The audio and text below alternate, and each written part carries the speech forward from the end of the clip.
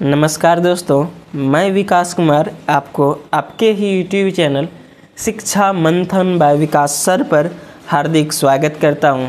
दोस्त, आप सभी को पता है कि मैं रेगुलर एक इंटरेस्टिंग स्टोरी, एक मॉरल स्टोरी को लाता हूं और आप सभी को इंग्लिश सिखाता हूं। दोस्त, मैं उसी प्रकार से आज एक नई स्टोरी को, एक इंटरेस्टिंग स्टोरी को लाया हूं, जिसका मैं हिंदी में ट्रांसलेट करूंगा और आप सभी को उसका इंग्लिश से हिंदी बताऊंगा। दोस्त, ये वीडियो उस बच्चे के लिए बहुत महत्वपूर्ण होगी जो बच्चे इंग्लिश को बिल्कुल जीरो से सीखना चाहते हैं, क्योंकि मैं इस वीडियो में हर एक वर्ड का हिंदी मीनिंग, साथ ही करेक्ट प्रोनाउंसिएशंस और उसके हिंदी में अनुवाद करके सेंटेंस कौन सा टेंस का है मैं बताऊंगा। तो ये वीडियो उस बच्चे ज़रूर लास्ट तक देखिए जो बच्चे को इंग्लिश वाक्य में सही में सीखना है ना। तो चलिए मैं शुरू करता हूँ बिना देरी किए हुए। सबसे पहले स्टोरी का टाइटल को देख लेते हैं, उसके बाद स्टोरी को रीड करेंगे। टाइटल यानी कि शीर्षक, जो स्टोरी का टाइटल है वो क्या है।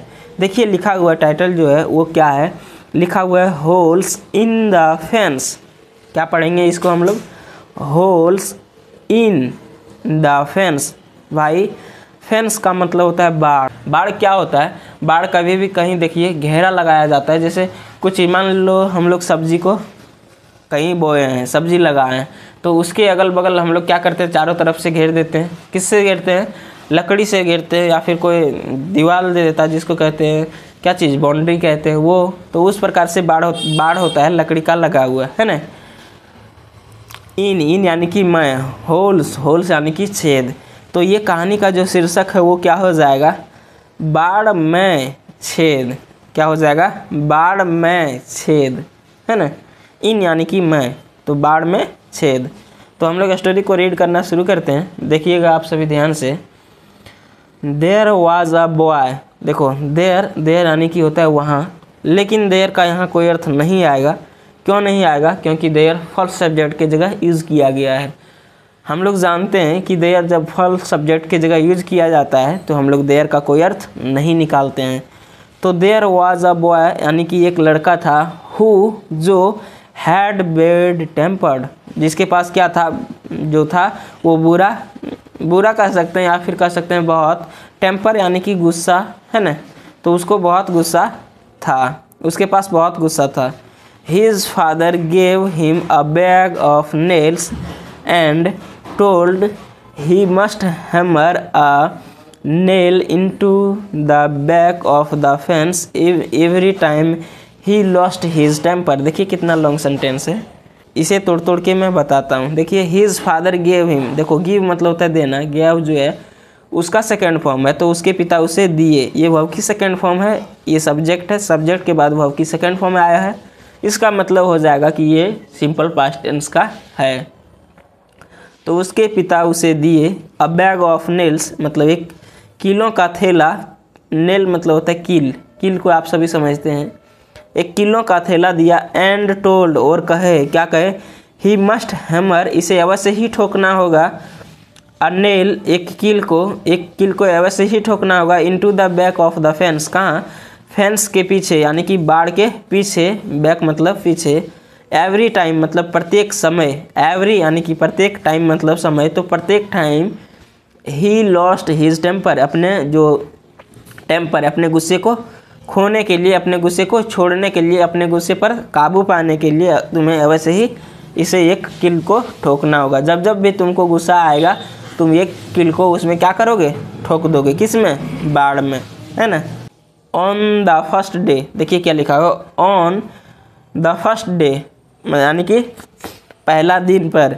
The boy had driven 37 nails into the fence.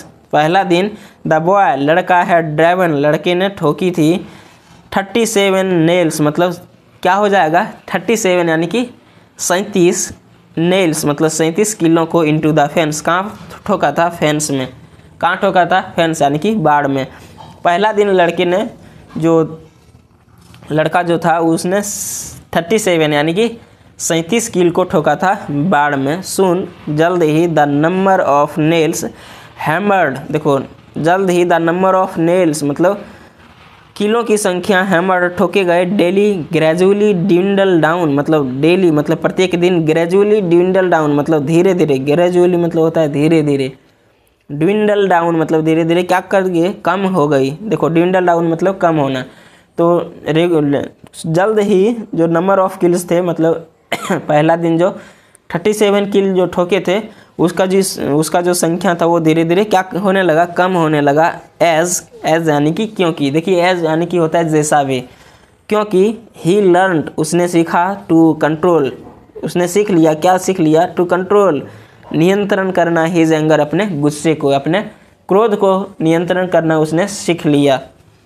He found easy to control his temper, he found उसने पाया, ईजी यानी कि आसान, to control his temper, to control यानी नियंत्रण करना, हिज टेम्पर अपने क्रोध को, उसने आसान पाया अपने क्रोध को कंट्रोल करना। इसीलिए उसने क्या किया, उसने जो था वो नंबर ऑफ किल्स यानी कि किलों की संख्या को डिक्रीज किया, है ना, ड्विंडल डाउन यानी कि डिक्रीज किया, घटाया, उसने बढ़ाया नहीं। पहला दिन उसने 37 किल्स को ठोके थे, लेकिन उसको धीरे धीरे वो उसने कम की। भाई थोड़ा सर्दी है इसलिए आवाज़ अच्छी नहीं आ रही होगी, तो कृपया आप इसको अच्छे से सुनिएगा, है ना। फाइनली अंततः या फिर आखिरकार, द डे कैम ऐसा भी दिन आया। देखो कम मतलब होता है आना, कैम जो है सुबह की सेकेंड फॉर्म है, तो द कैम डे मतलब ऐसा दिन आया, वेन यानी कि जब, the boy didn't lose his temper लड़के ने अपने लॉस यानी कि खोया, हिज टेम्पर अपने गुस्से को नहीं, अपने आपा को नहीं खोया, अपने आपा को शांत करने के लिए उसने नहीं ठोका। एक ऐसा दिन आया जब उसने जो है सो अपने गुस्सा पर काबू पा लिया, अपने आप उसने वहाँ नहीं ठोका, गुस्सा नहीं किया, है ना। He told his father about it, he told उसने कहा, हिज फादर अपने पिता को, अबाउट इट इसके बारे में, नाउ यानी कि अब, his father told him to pull out 1 nail for each day that he was able to hold his temper. देखो क्या कहा गया, नाउ यानी कि अब, हिज फादर टोल्ड हिम उसके पिता उसे कहा, देखो उसने अपने पिता को कहा अबाउट इट यानी कि इसके बारे में, कि मैं जो हूँ सो अब एक भी किल को नहीं ठोक रहा हूँ अपने गुस्से को शांत करने के लिए, है ना।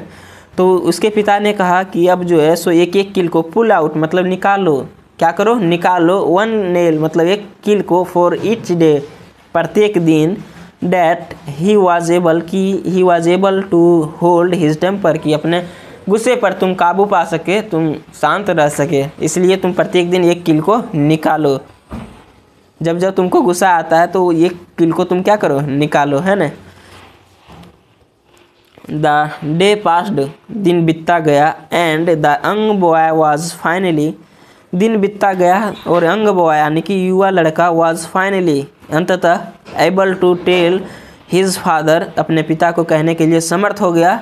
क्या समर्थ हो गया, एबल मतलब होता है समर्थ होना, तो समर्थ हो गया, डेट कि all the nails were gone कि सारे कील को निकाला गया।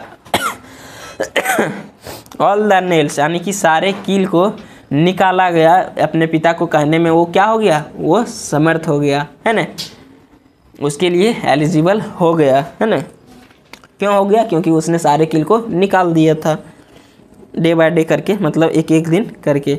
नेक्स्ट है, the father took his son by the hand and led him to the fence. देखिए, the father took his son पिता ने अपने बेटे को ले गया, बाय द नेल मतलब हाथ पकड़कर, and led him to the fence कहाँ ले गया, लेड टू द फेंस कहाँ, हिम और उसे ले गया कहाँ, टू द फेंस कहाँ, बाड़ में, एंड और सोड, सो देखो सो मतलब होता है दिखाना, सोड जो है वो वर्ब की सेकंड फॉर्म, और दिखाया, द इरेपरेबल, देखो इरेपरेबल मतलब होता है अपूर्णीय, देखो रेपरेबल मतलब होता है पूर्णीय, इरेपरेबल देखो ई लगा हुआ है, इरेपरेबल मतलब अपूर्णीय, होल्स मतलब अपूर्णीय होल्स को, made by the driven nails जो बना था क्या बना था, बाय ड्रिवन नेल्स मतलब ठोके गए कील से जो होल्स बना था, अपूर्णीय होल्स बना था, अपूर्णीय छेद बना था, उसको दिखाने के लिए वहाँ दिखाया और उसे वहाँ ले गया। विच जो लुकड अगली जो दिख रहा था, किस तरह, अगली यानी कि बदसूरत, है ना, जो बदसूरत दिख रहा था, है ना। Father made him understood. देखो फादर मेड हिम अंडरस्टूड, पिता ने उसे समझाया। देखो अंडरस्टूड मतलब होता है अंडरस्टैंड, सॉरी अंडरस्टूड नहीं अंडरस्टैंड है। अंडरस्टैंड मतलब होता है समझना, और समझाना का क्या होता है, देखिए ये जो होता है पॉजिटिव वर्ब कहते हैं। देखो हंसना का होता है लाफ, हंसाना का क्या होता है ना। तो इसको हम लोग मैक से लगाकर, मैक या गेट लगाकर बनाते हैं। तो उसने फादर ने अपने उसे क्या किया, समझाया। अंडरस्टूड नहीं है अंडरस्टैंड है। तो पिता ने उसको समझाया।